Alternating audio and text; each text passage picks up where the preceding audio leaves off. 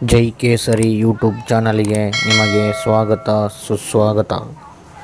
ದಯವಿಟ್ಟು ಈ ನನ್ನ ಚಾನಲನ್ನು ಸಬ್ಸ್ಕ್ರೈಬ್ ಮಾಡಿ ನನಗೆ ಬೆಂಬಲ ನೀಡಿ ಎಂದು ವಿನಂತಿಸುತ್ತಿದ್ದೇನೆ. ಹಿಂದೂಗಳು ಪೂಜಿಸುವ ದೇವರುಗಳಲ್ಲಿ ಶ್ರೀಕೃಷ್ಣ ಪರಮಾತ್ಮನು ವಿಶಿಷ್ಟವಾದ ಸ್ಥಾನ ಹಾಗೂ ಜನರಲ್ಲಿ ಒಂದು ಭಕ್ತಿಯನ್ನು ಹೊಂದಿರುವ ದೇವರು ಆಗಿದ್ದಾರೆ. ಮಹಾವಿಷ್ಣುವಿನ 10 ಅವತಾರಗಳಲ್ಲಿ ಶ್ರೀಕೃಷ್ಣ ಎಂಬುದು 8ನೇ ಅವತಾರ. ಶ್ರೀಕೃಷ್ಣನ ಅವತಾರದ ಕಾಲದಲ್ಲಿ ಮಹಾಭಾರತ ಯುದ್ಧ ನಡೆಯಿತು. ಶ್ರೀಕೃಷ್ಣನು ಮಹಾವಿಷ್ಣುವಿನ ಅವತಾರವಾಗಿ ಜನಿಸಿದ್ದರೂ ದೇವರಾಗಿ ಬದುಕದೆ ಸಾಮಾನ್ಯ ಜನರ ರೀತಿಯಲ್ಲೇ ಬದುಕಿದ್ದರು. ಸಾಮಾನ್ಯ ಮನುಷ್ಯನ ಯಾವ ಕಷ್ಟ ಸುಖ ಅನುಭವಿಸುತ್ತಾನೋ ಅದನ್ನು ಕೃಷ್ಣನು ಅನುಭವಿಸಿದ್ದನು. ತಾನು ದೇವರ ಅವತಾರ ಆಗಿದ್ದರೂ ಕೃಷ್ಣನು ಒಂದೇ ಒಂದು ಪವಾಡವಾಗಲಿ ತನ್ನ ದೈವದ ಅಂಶತ್ವವನ್ನಾಗಲಿ ತೋರಿಸಲಿಲ್ಲ. ಕೃಷ್ಣನು ಕೆಲವು ವಿಷಯಗಳಲ್ಲಿ ಸಾಹಸವನ್ನು ತೋರಿಸಿರುವುದರಿಂದ, ಬಾಲ್ಯದಲ್ಲಿ ದೊಡ್ಡ ದೊಡ್ಡ ರಾಕ್ಷಸರನ್ನು ಸಂಹಾರ ಮಾಡಿರುವುದರಿಂದ ಇವನಲ್ಲಿ ಏನೋ ದೈವತ್ವದ ಅಂಶ ಇದೆ ಎಂದು ಜನರು ತಿಳಿಯತೊಡಗಿದರು. ಅವರಾಗಿ ಶ್ರೀಕೃಷ್ಣನನ್ನು ದೇವರ ಅಂಶ ಎಂದು ಭಾವಿಸಿ ಪೂಜಿಸತೊಡಗಿದರು. ಶ್ರೀಕೃಷ್ಣನು ಸಾಮಾನ್ಯ ಜನರ ಜೀವನ ಕ್ರಮ ಹೇಗಿರುತ್ತದೆ ಅದೇ ರೀತಿ ಅವನ ಜೀವನದಲ್ಲಿ ನಡೆಯುತ್ತಿತ್ತು. ಅವನು ಪ್ರೀತಿಯಲ್ಲಿ ಬಿದ್ದಿದ್ದನು, ಮಕ್ಕಳ ಥರ ತುಂಟಾಟ ತೋರಿಸುತ್ತಿದ್ದನು, ಗೆಳೆಯರೊಡನೆ ಕೋಪ ಜಗಳ ಮಾಡುತ್ತಿದ್ದನು, ಹಲವಾರು ಕಷ್ಟಗಳನ್ನು ಅನುಭವಿಸಿ ಜನರಿಂದ ದೂಷಣೆಗೂ ಒಳಗಾಗಿದ್ದನು. ಮಹಾಭಾರತ ಯುದ್ಧ ನಡೆಯುವ ಸಮಯದಲ್ಲಿ ಶ್ರೀಕೃಷ್ಣನು ಸಾಮಾನ್ಯ ಮನುಷ್ಯನಲ್ಲ, ಅವನೊಬ್ಬ ದೇವರು ಎಂದು ಜನರಿಗೆ ಅರ್ಥವಾಗತೊಡಗಿತು. ಶ್ರೀಕೃಷ್ಣ ಬೋಧಿಸಿದ ಶ್ರೀಮದ್ ಭಗವದ್ಗೀತೆ ವಿಶ್ವದಲ್ಲೇ ಒಂದು ಶ್ರೇಷ್ಠ ಗ್ರಂಥವಾಗಿದೆ. ಆ ಗ್ರಂಥವು ಹಿಂದೂಗಳ ಪವಿತ್ರ ಗ್ರಂಥವೂ ಆಗಿದೆ. ಆ ಗ್ರಂಥದಲ್ಲಿ ಉಲ್ಲೇಖ ಮಾಡಿರುವ ವಿಚಾರಗಳು ಇಂದಿಗೂ ಮುಂದಿಗೂ ಎಂದೆಂದಿಗೂ ಅನ್ವಯ ಆಗುವಂಥದ್ದು. ಅಂತಹ ಬೋಧನೆಯನ್ನು ಶ್ರೀಕೃಷ್ಣ ನೀಡಿದ್ದಾನೆ. ಶ್ರೀಕೃಷ್ಣನು ತಾನು ಯಾರು, ತನ್ನ ಜ್ಞಾನ ಏನು ಎಂಬುದನ್ನು ಭಗವದ್ಗೀತೆಯ ಮೂಲಕ ಅರ್ಜುನನಿಗೆ ಬೋಧಿಸಿದ್ದಾನೆ. ಶ್ರೀಕೃಷ್ಣನ ಜನ್ಮವು ದ್ವಾಪರ ಯುಗದಲ್ಲಿ ಕ್ರಿಸ್ತಪೂರ್ವ ಜುಲೈ 18ರಂದು 3228ರಲ್ಲಿ ಆಯಿತು. ಅಂದರೆ 5252 ವರ್ಷಗಳ ಹಿಂದೆ ಶ್ರೀಕೃಷ್ಣನ ಜನನ ಆಯಿತು. ಕೃಷ್ಣ 5252 ವರ್ಷಗಳ ಹಿಂದೆ ವಾಸುದೇವ ಹಾಗೂ ದೇವಕಿ 8ನೇ ಮಗನಾಗಿ ಮಥುರಾ ನಗರದಲ್ಲಿ ಭಾದ್ರಪದ ಮಾಸದ ಕೃಷ್ಣ ಪಕ್ಷದ ಅಷ್ಟಮಿಯಂದು ರೋಹಿಣಿ ನಕ್ಷತ್ರದಲ್ಲಿ ಜನಿಸಿದರು. ಕೃಷ್ಣ ಹುಟ್ಟಿದ ದಿನವನ್ನು ಕೃಷ್ಣಾಷ್ಟಮಿಯನ್ನಾಗಿ ಆಚರಿಸುವ ಪದ್ಧತಿ ಅಂದಿನಿಂದ ಶುರುವಾಯಿತು. ಮಹಾಭಾರತದಲ್ಲಿ ಬರುವ ಕಂಸನು ದೇವಕಿಯ ಸಹೋದರನಾಗಿದ್ದು ಅವನಿಗೆ ದೇವಕಿಯ 8ನೇ ಮಗನಿಂದ ಮರಣ ಎಂದು ಇತ್ತು.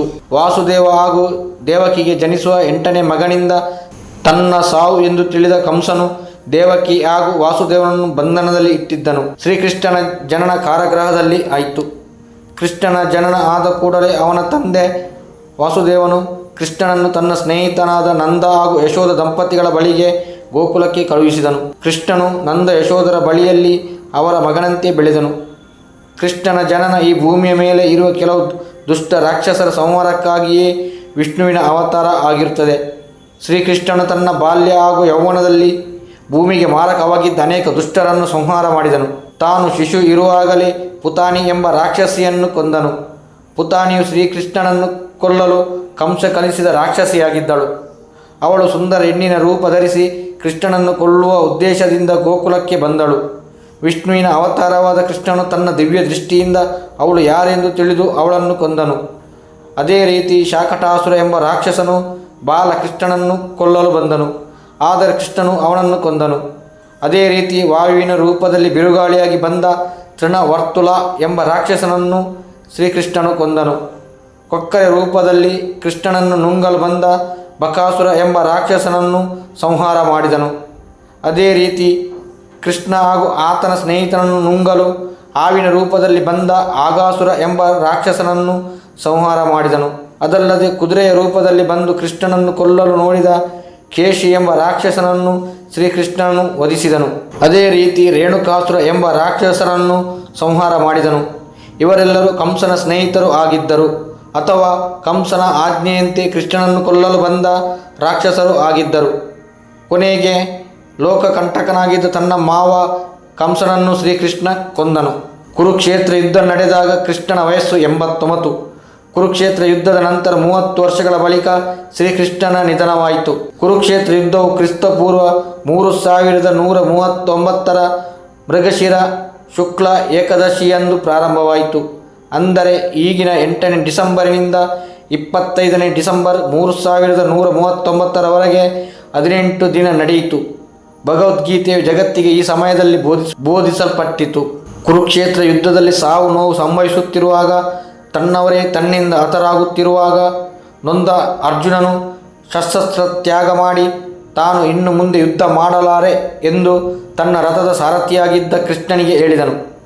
ಹತಾಶೆಯಿಂದ ಅರ್ಜುನನು ಯುದ್ಧ ನಿಲ್ಲಿಸುವುದನ್ನು ನೋಡಿ ಶ್ರೀಕೃಷ್ಣನು ಅವನಿಗೆ ಯುದ್ಧದ ಅನಿವಾರ್ಯತೆಯನ್ನು ತಿಳಿಸಿದನು. ತನ್ನಿಂದ ಉಂಟಾದ ಸಾವು ನೋವುಗಳಿಂದ ಪಾಪ ಪ್ರಜ್ಞೆ ಕಾಡಿದ ಅರ್ಜುನನನ್ನು ಪುನಃ ಯುದ್ಧಕ್ಕೆ ಸನ್ನದ್ಧ ಮಾಡಲು ಶ್ರೀಕೃಷ್ಣ ಭಗವದ್ಗೀತೆಯ ಶ್ಲೋಕಗಳನ್ನು ಅವನಿಗೆ ಹೇಳಿದನು.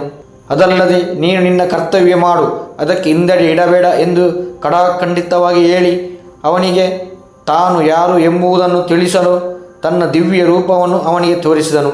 ಕೃಷ್ಣನು ಮನುಷ್ಯ ರೂಪದಿಂದ ತನ್ನ ನಿಜ ರೂಪ ಮಹಾವಿಷ್ಣುವಿನ ರೂಪವನ್ನು ತೋರಿಸಿದಾಗ ತನ್ನ ಎದುರು ನಿಂತ ವ್ಯಕ್ತಿಯಲ್ಲಿ ಬ್ರಹ್ಮಾಂಡವೇ ಅಡಗಿದೆ.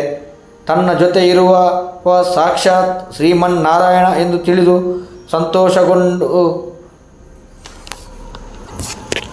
ಸಂತೋಷಗೊಂಡ ಅರ್ಜುನ ಕೃಷ್ಣನ ಮಾತಿಗೆ ಒಪ್ಪಿಗೆ ನೀಡಿ ಯುದ್ಧಕ್ಕೆ ಸಿದ್ಧನಾದನು. ಕೃಷ್ಣನು ಬೋಧಿಸಿದ ಗೀತೆಗಳು ಕೇವಲ ಅರ್ಜುನನಿಗೆ ಮಾತ್ರವಲ್ಲದೆ ಇಡೀ ಮನುಕುಲಕ್ಕೆ ಸಂಬಂಧಪಟ್ಟಿರುವುದರಿಂದ ಅದು ಭಗವದ್ಗೀತೆ ಎಂದೇ ಪ್ರಸಿದ್ಧವಾಯಿತು. ಕೃಷ್ಣನನ್ನು ಬೇರೆ ಬೇರೆ ಹೆಸರುಗಳಿಂದ ಪೂಜಿಸಲಾಗುತ್ತಿದೆ.